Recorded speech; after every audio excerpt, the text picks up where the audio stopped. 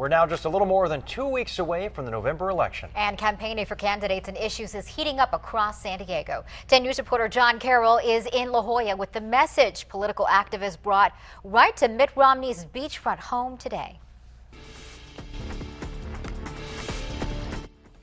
From the sands of La Jolla to the green grass of Balboa Park, this was a day of political activism for many San Diegans, with 17 days left to go before the election.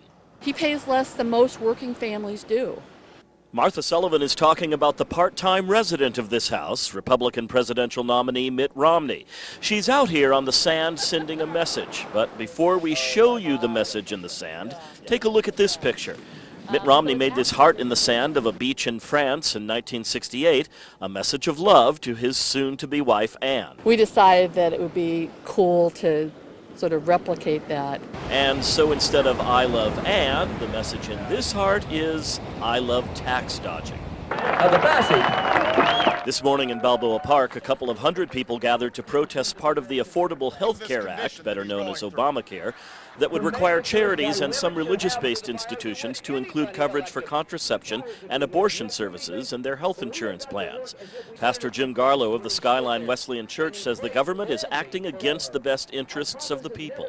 Do an analysis simply of the loss of religious freedom as it relates to lawsuits across America skyrocketing, and you would see the coercing back, the forcing back of not allowing the discussion of God in the public square, not in a way our public founders ever intended. Garlow says whether it's same-sex marriage or abortion, the federal government is the problem.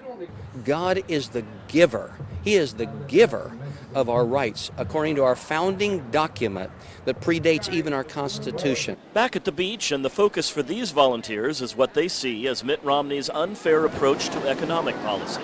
Trickle-down economics that has been proven to not work. I mean, if it had, we wouldn't be where we're at right now.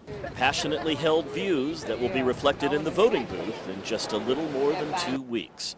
In La Jolla, John Carroll, 10 News.